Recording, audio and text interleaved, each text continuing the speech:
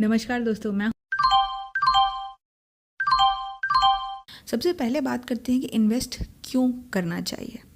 आप मुझे बताइए, मैं अगर आपको दो ऑप्शन दूं कि आपके पास 100 रुपये है, ये 100 रुपये आपको रखने हैं अपने पास में और 1 साल बाद में ये 100 रुपये वैसे के वैसे ही रहेंगे, या मैं आपको दूसरा ऑप्शन दूं, ये 100 रुपये आपको रखने हैं और 1 साल बाद में ये पड़ा पड़ा 110 हो जाएगा, तो आप कौन सा ऑप्शन चूज़ करोगे? Of course second option choose करोगे। क्यों? हम बैठे बैठे रुपए को बढ़ाना नहीं चाहेंगे, इसीलिए इन्वेस्ट करना ज़रूरी है। हम हाउसवाइफ जो होते हैं वो मोस्टली अपने हस्बैंड पे डिपेंडेंट होते हैं कि उनका ही रिस्पॉन्सिबिलिटी है LIC खरीदना या कहाँ इन्वेस्ट करना है, कहाँ सेव करना है, ये सब उनकी टेंशन है। मैं क्यों उसके बारे में सोचूं? या कोई स्टूडेंट होता है या और कोई होता है तो वो अपने हेड ऑफ़ द फैमिली के ऊपर में इसकी सारी जिम्मेवारी दे देता है कि वो सोचेगा, वो डिसाइड करेगा, वो टेंशन लेगा इन्वेस्टमेंट की या कहाँ पैसे बचाने हैं, कितने लगाने हैं। मुझे टेंशन नहीं है, मुझे मेरा घर खर्चा मिल जाता है, मुझे मेरा पॉकेट मनी मिल जाता है, मुझे मेरा इतना मिल जाता है, मुझे बस उसकी चिंता है। I really don't care. ऐसा नहीं होना चाहिए। ये चीज़ आपको इस वीडियो के अंत तक समझ में आ जाएगी। इस पैंडेमिक ने हमें एक चीज़ तो सिखा दी है कि फ्यूचर में क्या होगा ये किसी को भी नहीं पता है। आज बड़े से बड़ा बिजनेस डूब जा रहा है और छोटे बिजनेस कितना स्ट्रगल कर रहे हैं इसकी तो बात ही ना करें तो अच्छा है। और इस वक्त में अगर हमारा कुछ इन्वेस्टमेंट किया हुआ रहता, हम जो पैसा बचाते हैं, क्योंकि पैसा हर कोई बचाता है, कोई 100 बचाता है, कोई 1000, कोई लाख, पर बचाता हर कोई है। तो अगर हम उसी बचाए हुए पैसे को कहीं इन्वेस्ट कर देते तो शायद आज वो दिन ना देखना पड़ता, या हो सकता है अगर हम आज से ही इन्वेस्ट करना शुरू कर दें तो 10 साल बाद कुछ होने वाला हो उससे हम बच सके। और चलो अगर कुछ नहीं भी होने वाला हो तो अगर एक्स्ट्रा पैसे हाथ में रहेंगे तो उसमें बुराई क्या है। अगली बात यह आ जाती है कि जब हमारे पास में पैसे हाथ में रहते हैं ना तो हम उसे खर्च कर देते हैं। कभी कोई ना कोई कारण से कभी कुछ ना कुछ हो जाता है कि वो पैसे खर्च हो जाते हैं। वही पैसे अगर हमें नहीं दिखे, हमारे हाथ में नहीं रहे, तो हम उसे खर्च नहीं करते, हम कोई ना कोई और जुगाड़ लगा लेते हैं, कोई ना कोई और व्यवस्था हो जाती है, पर हम उससे खर्च नहीं करते। तो जब आप पैसे को इन्वेस्ट कर देते हैं ना तो वो पैसे आपके हाथ में नहीं रहते, इस तरह से वो सेव हो जाते हैं फ्यूचर के लिए। कैश के फ़ायदे क्या है कि आप कभी भी यूज़ कर सकते हो। अभी आपको पैसे चाहिए, अभी यूज़ करना है, निकालो अलमारी से और यूज़ कर लो। और एक फ़ायदा क्या है, इसका कोई रिस्क नहीं है। कुछ लोग होते हैं जो बहुत ज़्यादा डरते हैं कि अगर बैंक डूब गई तो, अगर मैंने किसी के शेयर्स खरीद लिए और वो कंपनी बंद हो गई तो कैश का कोई रिस्क नहीं है। आपके पास अगर 100 रुपया भी है तो वो 100 रुपया ही रहेगा आगे भी जाकर, बिल्कुल भी रिस्क नहीं है। बुराइयाँ क्या है? बुराइयाँ ये है कि कैश कभी भी बढ़ता नहीं है। 100 रुपये में जो 10 साल पहले सामान आता था उसका आधा भी अभी आ जाए तो बड़ी बात होती है, नहीं आता है। हर चीज़ महंगी होती जाती है, तो 100 रुपये का जो वैल्यू है वो आज के डेट में घटेगा from what it was 10 years ago. तो ये एक बुराई है। पैसे तो पड़े पड़े बढ़ तो रहे नहीं है, वो तो है ही, साथ ही साथ उसकी वैल्यू भी घट रही है। सेकेंड है, you are losing money on the table. मतलब एक ऐसे पैसे हैं जो बढ़ सकते हैं पर हम नहीं बढ़ा रहे हैं उसको। तो अब हम बात करते हैं अपने इन्वेस्टमेंट्स के बारे में। फर्स्ट है सेविंग्स अकाउंट। इसमें घुसने से पहले मैं आपको बोलूँगी थर्ड पॉइंट का प्लीज़ वेट करिएगा। वो थर्ड पॉइंट को सुन के मोस्टली लोग सोचते हैं नहीं नहीं मुझे ये नहीं करना, ये बहुत झमेला है, बट ये कितना ईजी है और कितना हायर रिटर्न्स देता है ये मैं आपको अच्छे से करके दिखाऊंगी। मैं खुद कैसे कर रही हूँ वो भी आपको समझाऊंगी। तो सबसे पहला है सेविंग्स अकाउंट। सेविंग्स अकाउंट आप किसी भी बैंक या पोस्ट ऑफिस में जाकर खोल सकते हो। 3.5% आपको एनुअली, यानी कि एक साल में 3.5% का आपको रिटर्न जो है वो सेविंग्स अकाउंट दे देता है। ठीक है, ये बैंक टू बैंक वैरी करता है, ज़रूरी नहीं है सारे बैंक ही 3.5 दे, पर एवरेज इतना ही होता है। मतलब अगर 100 रुपये बैंक में डाले हुए थे तो वो 100 रुपये प्लस 3.5 रुपये बन जाएंगे by the end of the year, सिर्फ पड़े पड़े। तो सेविंग्स अकाउंट एक बहुत ही ईजीएस्ट तरीका है। फ़ायदे क्या है इसके? फ़ायदे ये है ईजी लिक्विडेशंस, मतलब जब मन किया गया ATM में पैसा उठाया और अपना यूज़ ले लिया, एकदम इजीली आप उसको उठा के यूज़ कर सकते हो। सेकंड है सेफ्टी। घर में रखते हैं तो ये टेंशन रहती है कि चोरी वोरी ना हो जाए। दूसरी ये रहती है कि सामने पैसे रहते हैं तो खर्च हो जाते हैं। तो ये दो चीज़ इसके फ़ायदे हैं। नुकसान क्या है, इसका रिटर्न्स बहुत कम है। सिर्फ 3.5% की क्या ज़रूरत है जब आप इतने ज़्यादा परसेंटेज भी कमा सकते हो सही तरीक़ा से इन्वेस्ट करने का। नेक्स्ट है फिक्स्ड या फिर रिकरिंग डिपॉजिट। फिक्स्ड डिपॉजिट मतलब क्या होता है, आज आपके पास में 10,000 रुपये जमा हुए हुए हैं, तो आप उसको जाके एफडी बना सकते हो कि मुझे इतने साल में इतना रिटर्न मिलेगा, मैं इसको फिक्स्ड कर रही हूँ। और रिकरिंग डिपॉजिट क्या होता है, अभी आपके पास में लमसम अमाउंट नहीं है, 10,000 रुपया नहीं है, 20,000 रुपया नहीं है, बट आप हर महीने 500 रुपया या हर महीने 1,000 रुपया ज़रूर बचा लेते हो, ये तो गारंटी है। जब आप रिकरिंग डिपॉजिट में इन्वेस्ट करते हो तब हर महीने बैंक अपने आप आपके अकाउंट से 1,000 रुपया या 500 रुपया, जितने का भी आप रिकरिंग डिपॉजिट करेंगे उतना हर महीने अपने आप काट लेगा। तो फिक्स डिपॉजिट मतलब एक साथ बड़ा अमाउंट को डिपॉजिट करना, रिकरिंग मतलब हर महीने महीने कटना। इसमें आपको 5 से 6% का रिटर्न एवरेज है जो मिलता है। थोड़ा इससे अच्छा रिटर्न भी मिलता था कुछ टाइम पहले तक, और मे बी 1-2 साल बाद फिर से अच्छा रिटर्न मिलने लग जाए, बट बिकॉज ऑफ पेंडेमिक ये अभी 5 से 6% का रिटर्न ही आपको मिल पाएगा फिक्स डिपॉजिट या रिकरिंग डिपॉजिट से। इसकी अच्छी बात ये है, ये सबसे पुराना और ट्रस्टेड मेथड ऑफ इन्वेस्टिंग है। आज आपके दादाजी या दादी जी को भी पूछोगे तो उनके ज़माने में भी सबसे ज़्यादा क्या था, पैसे बच गए चलो जाकर एफडी बनवा लेते हैं। यही ईजीएस्ट तरीका था कि इसमें कुछ झमेला नहीं होता, बैंक में गए, ये देखो मेरे पास इतना रुपया है, मेरा 10 साल में डबल कर देना, ये वाला तरीका होता था बोलने का, क्योंकि इसमें ज़्यादा माथा नहीं लगाना पड़ता था। सिंपल सी बात है, इतने साल रखोगे डबल हो जाएगा, इतना ईजीली समझ में आ जाता है ना। तो ये सबसे पुराना और ट्रस्टेड मेथड ऑफ इन्वेस्टिंग है। हर बैंक का दूसरे बैंक से जो परसेंटेज है इंटरेस्ट का वो चेंज होता है, तो आप जाकर अपने बैंक से पता करें कि आपको क्या इंटरेस्ट मिल रहा है। प्रोस यानी कि फ़ायदे क्या क्या है इन दोनों के, इसमें आपका जो इन्वेस्टमेंट है वो लॉक नहीं होता। लॉक मतलब क्या, मतलब ये कि अभी अगर आपने 500 रुपये इन्वेस्ट किए तो वो 10 साल तक आप बीच में उठा नहीं सकते, आपको कितना इमरजेंसी आ जाए आप नहीं उठा पाओगे, वो चीज़ होता है लॉक हो जाना पैसा। तो इसमें लॉक नहीं होता, आप फिक्स डिपॉजिट कभी भी जाकर तुड़वा सकते हो। आपको वो जो सर्टिफिकेट देते हैं फिक्स डिपॉजिट की उसको रिटर्न करना होता है, आपका शायद 1-2 दिन में ही वो लोग तोड़ देते हैं, आपके बैंक में भी आ जाता है, या आपको चेक चाहिए तो चेक भी दे देते हैं। तो ये आपका इन्वेस्टमेंट को लॉक नहीं करता। दूसरी इसकी अच्छी बात ये है, ये सेविंग अकाउंट से काफ़ी बेहतर है। सेविंग में मैंने आपको बताया था 3.5 का ही सिर्फ आपको रिटर्न मिलता है, बट यहाँ पर आप देख रहे हो 5 से 6%, तो काफ़ी अच्छा है from that saving account. Third अच्छी बात है, रिस्क बहुत ही कम है इसमें। एफडी जैसे कि मैंने कहा हमारे दादा परदादा लोग भी करते आ रहे हैं, तो रिस्क बहुत कम है। एफडी है, अभी डाला 10 साल बाद सोचेंगे अब इसके बारे में भूल जाओ, वो वाला चीज़ है। कॉन्स क्या है, कॉन्स है लेसर रिटर्न्स। एफडी से भी काफ़ी अच्छे रिटर्न्स आपको मिल सकती है। चलिए बताती हूँ कैसे। थर्ड पॉइंट जिसके बारे में मैं आपको बोल रही थी ना, म्यूचुअल फंड्स। नहीं, इसको स्किप नहीं करना है। म्यूचुअल फंड और शेयर का सुनते ही ना काफ़ी लोग इंक्लूडिंग मी, मैं खुद इन चीज़ों से डरती थी कि नहीं यार मेरे को ये सब झमेले में नहीं जाना, मेरे को नहीं आता शेयर वेयर का काम, ये सब मेरे से नहीं संभाला जाएगा। पर जब मैंने हर चीज़ को समझा ना, तब मुझे लगा ये इतना डिफ़िकल्ट भी नहीं है। इसीलिए इसको स्किप मत करिए और पूरा सुनिए। म्यूचुअल फंड क्या होता है, हर परिवार में ऐसा कोई ना कोई बंदा ज़रूर होता है जिस शेयर्स में काम करता है और बहुत अच्छी तरह से काम करता है। तो जो एक एक्सपर्ट होता है एक फैमिली का जो शेयर्स में काम कर रहा है, तो फैमिली वाले को जब भी शेयर्स का कुछ आइडिया लेना होता है तो वो लोग उसी के पास जाते हैं कि देखो हमें शेयर्स खरीदने हैं या बॉन्ड्स खरीदने हैं, तो क्या आप मुझे हेल्प कर सकते हैं। तो वो अपने एक्सपर्टीज़ देते हैं क्योंकि उनको अच्छी आइडिया है कि कौन से शेयर पे इन्वेस्ट करना चाहिए, किस पे नहीं करना चाहिए, कितने टाइम के लिए करना चाहिए, वगैरह वगैरह वगैरह। तो इसीलिए हम उनके पास जाते हैं, ठीक है। पर जो ये एक्सपर्ट है आपके फैमिली मेम्बर का, वो कितने जन का फ़ायदा करा सकता है। वो एक्सपर्ट जो है वो अपने सारे दोस्तों का मदद कर सकता है, आपके पूरे परिवार का मदद कर सकता है, इतना ही कर सकता है ना।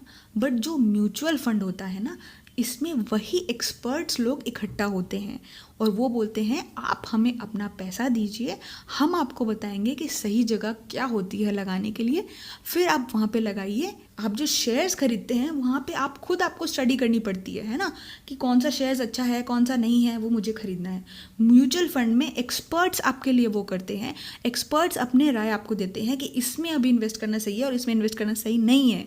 तो यही फ़र्क है म्यूचुअल फंड में और शेयर्स में। म्यूचुअल फंड 500 रुपये से भी स्टार्ट किया जा सकता है। आप डिसाइड करिए कि आपको कितने रुपए से स्टार्ट करना है। देखो मेरे को ये म्यूचुअल फंड बहुत कुछ इतना समझ में नहीं आता, तो मैं अभी मेरे पास 5,000 रुपये बचे हुए हैं, पर मैं सिर्फ 500 रुपये इन्वेस्ट करके देखना चाहती हूँ कि मे बी 6 महीना बाद मेरे 500 कितने हो जाते हैं। तब अगर मुझे समझ में आने लग गया तब मैं आगे इसको और इन्वेस्ट करने का सोचूंगी। तो बिल्कुल कर सकते हैं, वो भी कोई प्रॉब्लम नहीं है। बट मैं आपको बोलूँगी करिए ज़रूर, करेंगे नहीं तब को आइडिया नहीं होगा तब तक, और एक बार जब करने लग जाएंगे तब आप खुद और भी 10 जन को बोलेंगे कि तुम भी ये चीज़ करो। रिटर्न्स जो है वो बाकी मेथड से बहुत ज़्यादा होती है।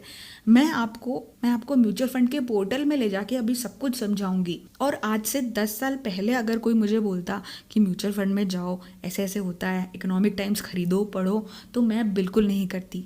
बट आज के डेट में बहुत सारे ऐप्स है जो ये सारा काम हमारे लिए कर देता है, जैसे कि ग्रो है, ज़ीरोधा कॉइन है, या फिर बैंक के भी बहुत सारे ऐसे ऐप्स होते हैं जहाँ पर आप म्यूचुअल फंड के ऑप्शन में जाकर देख सकते हो कि कितना पैसा कितना दिन लगाने से कितना रिटर्न मुझे मिल सकता है। ये अगर आपको बहुत कॉम्प्लिकेटेड लग रहा है जो मैं बोल रही हूँ, तो आप सिर्फ 2 मिनट और रुकिए, मैं आपको, जैसे मैंने आपको बोला, मैं वहाँ जाकर आपको दिखाऊंगी कि कैसे इस चीज़ को करते हैं।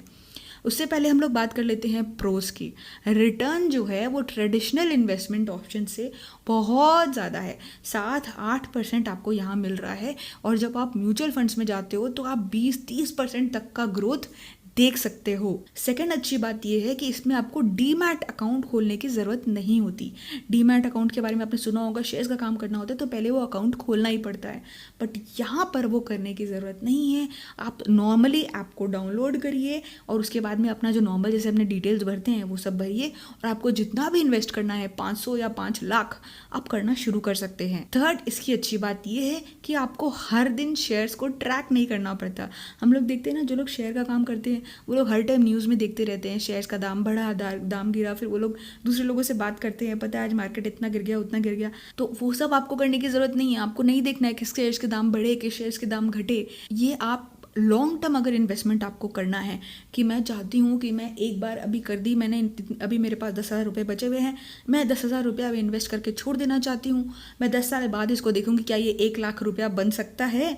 तो इन चीज़ों के लिए म्यूचुअल फंड्स बहुत अच्छा है। कॉन्स क्या क्या है, बुराइयां क्या क्या है, लिक्विडेट करने में आपको 2-3 दिन का समय लग सकता है। मतलब आप बोलोगे कि मुझे म्यूचुअल फंड बेचना है, तो वो आप बेचोगे, फिर आपके पास पैसे आएंगे, उसमें थोड़ा समय लग सकता है, और वो भी आज के डेट में लग रहा है, हो सकता है कुछ दिनों बाद वो भी बहुत ही फास्ट हो जाए। सेकंड है, जैसे कि हम हर ऐड में सुनते हैं, mutual funds are subject to market risk. अब मैं आपको लेके चलती हूँ, जो मैंने आपको ऐप्स बताए उनमें से ही एक ऐप जो मैं खुद यूज़ कर रही हूँ, जो जिसका नाम है ग्रो, उस ऐप में लेके चलती हूँ ताकि आपको समझा सकूँ कि म्यूचुअल फंड कैसे काम करते हैं। तो यहाँ पर आप देख सकते हो म्यूचुअल फंड और स्टॉक्स 2 ऑप्शन है, पर हम लोग अभी म्यूचुअल फंड की बात करें, स्टॉक्स में नहीं जा रहे हैं। तो यहाँ पर आपको ऑप्शंस मिलता है, हायर रिटर्न्स वाला चाहिए, टैक्स सेविंग वाला चाहिए, एफडी से बेहतर चाहिए, ठीक है, या एसआईपी चाहिए। एसआईपी मतलब हर महीने जो आरडी है ना, बिल्कुल उसी तरीके से हर महीने इतना मेरा इन्वेस्ट कर दो तुम लोग। तो यहाँ पर सबसे पहले हायर रिटर्न्स वाला देखते हैं। तो यहाँ पर आप जो देख रहे हो, पराग पारिक बोल के कंपनी है, ये 14% का आपको रिटर्न दे रहा है। हम लोग वहाँ पे 7-8% की बात कर रहे थे, यहाँ 14% की बात हो रही है। एक्सिस का एक मिड कैप है जो 12% दे रहा है, 11, 10, 8, 7, 6, तो बहुत सारे हैं जो यहाँ पे आपको दिख रहे हैं। अब जैसे एक्सिस मिड कैप को ले लेते हैं, तो इसका जब हम यहाँ पे ना ग्राफ को स्टडी करना सीखिए। अगर हम लास्ट 1 साल का देखेंगे तो ये देखिए, यहाँ पर जो था 28 फरवरी को, 17 फरवरी को इतना अच्छा इसका ये था, और ये 26 मार्च तक इतना नीचे गिर गया था। जब कोरोना वायरस शुरू हुआ था तब सब मार्केट काफ़ी नीचे गिरा था, उसकी वजह से ये नीचे गिर गया था, ठीक है। तो ये चीज़ हमें ये नहीं है कि आज किसी शेयर का दाम नीचे गिर गया तो हमें घबराना है और तुरंत बेच देना है, नहीं। हमेशा म्यूचुअल फंड उस टाइम यूज़ करना चाहिए जब आपको लॉन्ग टर्म इन्वेस्ट करना है। आज खरीदा कल बेचा वाला काम करना है ना, तो फिर शेयर्स पे चले जाओ। इसमें आपको लॉन्ग टर्म देना। आप ये 5 साल देखोगे तो ये देखो नीचे भी जा गया है, ऊपर भी गया है, नीचे भी गया, ऊपर भी गया है। तो अपने को लॉन्ग टर्म इन्वेस्ट करके उसको छोड़ देना है, क्योंकि यहाँ पर जो है ना म्यूचुअल फंड में सारे अच्छे शेयर्स हैं जिन पर हम भरोसा कर सकते हैं, ठीक है। इसीलिए ये चीज़ का ध्यान रखिए कि लंबे टाइम तक अपने को छोड़ देना है। हर दिन अगर देखते रहेंगे अरे घट गया, अरे बढ़ गया, टेंशन लेते रहेंगे, तो उससे अच्छा है इसको मत करो। यहीं पर जब आप थोड़ा नीचे आओगे गोल्ड फंड्स में आप जाओगे। गोल्ड फंड क्या होता है पता है? जो सोना होता है ना, सोना का दाम किस ऊंचाई से बढ़ता है इसका आइडिया तो आपको है ही। तो ये लोग जो है ये सोने पे इन्वेस्ट करता है। इसका रिटर्न देख रहे हैं आप, 23%, 25%, 24%। अब आपको समझ में आ रहा है मैं क्यों बोल रही थी leaving money on the table. जब पैसे ऐसे बढ़ सकते हैं तो भी हम उसको छोड़ दे रहे हैं क्योंकि हम इन्वेस्ट नहीं कर रहे। सपोज करिए जो गोल्ड वाला है, मुझे ये अच्छा लगा, इसकी रेट इस देख रहे हो आप इतने अच्छे ग्रोथ में बढ़ते जा रही है। यहाँ पे कैलकुलेटर्स भी होते हैं। सपोज करिए SIP या फिर वन टाइम। वन टाइम मतलब आप एक बार में कितना रुपए इन्वेस्ट करना चाहते हो। एक बार में मुझे 500 रुपये का सोना वाला लेना है, ठीक है, तो आपका रिटर्न कितना है 741 रुपीज़ वो बन जाएगा एक साल के बाद में। और 3 साल तक अगर हम करना चाहें, सपोज करिए 500 तो बहुत कम हो गए, 10,000 रुपये मैंने इस महीने बचाए हैं तो मैं 10,000 रुपये का गोल्ड में इन्वेस्ट कर देती हूँ, ठीक है, ये प्रॉपर 10,200 रुपया। तो ये 3 साल बाद में कितना रिटर्न दे देगा? 19,000 रुपये। ये ऑलमोस्ट डबल हो गया। जब हम FD कराते हैं तो 7 साल 8 साल लग जाते हैं डबल होने में, और यहाँ पर देखिए 3 साल में डबल हो रहे हैं। एक साल बाद में अगर हमें लेना चाहे तो हम 15,000 रुपया उठा सकते हैं। तो हम 10,000 का 15 हो जाएगा एक साल में बैठे बैठे। 5,000 रुपये हमारे बैठे बैठे बढ़ गए। ये होता है वन टाइम। और अगर आप SIP करना चाहें, सिस्टमैटिक इन्वेस्टमेंट प्लान में अगर जाना चाहें, तो यहाँ पे क्या है, हर महीने आपके पैसे कटेंगे। अब मैं हर महीने अगर 5,000 रुपया, जैसे ये वीडियो 5,000 के बारे में, तो 5,000 ही देखते कैलकुलेट करते हैं, ठीक है। तो अगर हर महीना जो 5,300 हो रहा है, तो 5,300 रुपया मैं इन्वेस्ट कर दी, तो एक साल बाद मुझे कितना जमा हो गया? ऑलमोस्ट 1 लाख रुपए होने वाले होते हैं। सिर्फ अगर आप 5,000 रुपया हर महीना इन्वेस्ट करते हो तो देख लो आपका 75,000 रुपया एक साल के अंत तक हो जाएगा। समझ रहे हैं इन्वेस्टमेंट का वैल्यू? और 3 साल तक वेट किया तो 2.5 लाख से ऊपर हो जाएगा। 5 साल वेट किया तो 5 लाख रुपया जमा कर सकते हैं। 5 साल में 5 लाख रुपया जमा कर सकते हैं, सिर्फ 5,000 रुपया हर महीना बचा के और इन्वेस्ट करके। ये कैलकुलेटर जो है SIP और वन टाइम वाला आपको हर एक स्टॉक में मिल जाएगा। आप कोई भी किसी में भी आप इसमें से जाके, जैसे हाई रिटर्न्स वाला में मैं इसमें गई तो इसमें भी मुझे ग्राफ दिख रहा है कि इसका ग्राफ कैसा है। इसमें भी आप कैलकुलेट कर सकते हैं। यहाँ पे ये ऑप्शन आता है कि मैं इतना रुपया इन्वेस्ट करना चाहती हूँ, इतना इतना जितना भी आपको करना है, नीचे यहाँ पे आपको दिख जाएगा कि आपका कितना पैसा होगा 1 साल में, 3 साल में, 5 साल में, सारे डिटेल आपको मिल जाएंगे। और फिर आप आगे जाके सपोज करिए 25,000 है, मुझे मंथली करना है, मंथली SIP करना है, मंथली कटना चाहिए, तो मैं इसको जाऊंगी मंथली में। यहाँ पर आपको पैसे देने हैं। यहाँ पे आप डेट चूज़ कर सकते हैं कि आपके हर महीने को, सपोज करिए किसी को 1 तारीख को तनख्वाह मिलती है, किसी को 5 को मिलती है, तो आप वो सेट कर सकते हो कि इस महीना मेरे पास इतने पैसे इकट्ठे हो जाते हैं तो इस तारीख को हर दिन कटना चाहिए। कितने रुपए कटना चाहिए? मैं 5,000 रुपया करना चाहता हूँ तो 5,000 कटने चाहिए। फिर इन्वेस्ट नाउ, फिर आपको अपने बैंक डिटेल्स देने होते हैं।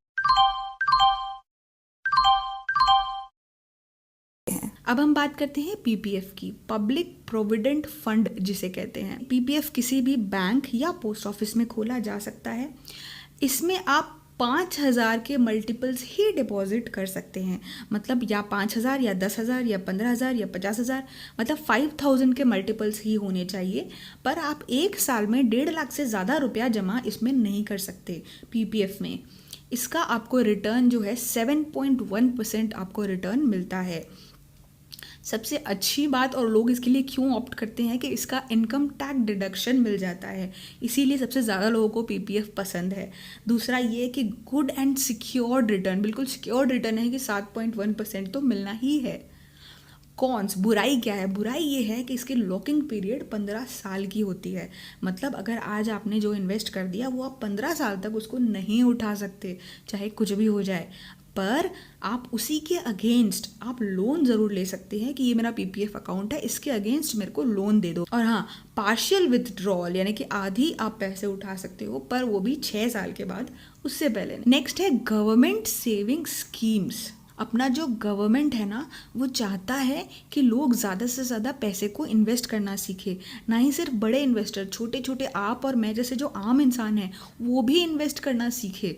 इसीलिए गवर्नमेंट बहुत सारे सेविंग स्कीम्स निकालते हैं हम जैसे लोगों के लिए, स्पेशली हम जैसे लोगों के लिए, जैसे कि किसान विकास पत्र या नेशनल सेविंग्स सर्टिफिकेट जिसको NSC भी बोलते हैं। ऐसे बहुत सारे स्कीम्स है जो गवर्नमेंट निकालते हैं। आपको आपके नज़दीकी पोस्ट ऑफिस या ऑनलाइन भी आप चेक करते रह सकते हो कि नए कौन से स्कीम्स जो है गवर्नमेंट निकाल रहा है। एनएससी बिल्कुल एफडी की तरह ही होता है। यहाँ पर आपको बिल्कुल उसी तरह से एक सर्टिफिकेट मिल जाता है जो आप डिपॉजिट करते हो उसके अगेंस्ट, और इसका रिटर्न जो है 8.5% है, जो कि बहुत ही अच्छा रिटर्न है। और जो किसान विकास पत्र है उसका रिटर्न है 7.7%। दोनों ही आप 1,000 रुपये से स्टार्ट कर सकते हो। तो ये थे 5 तरीके 5,000 रुपये इन्वेस्ट करने के।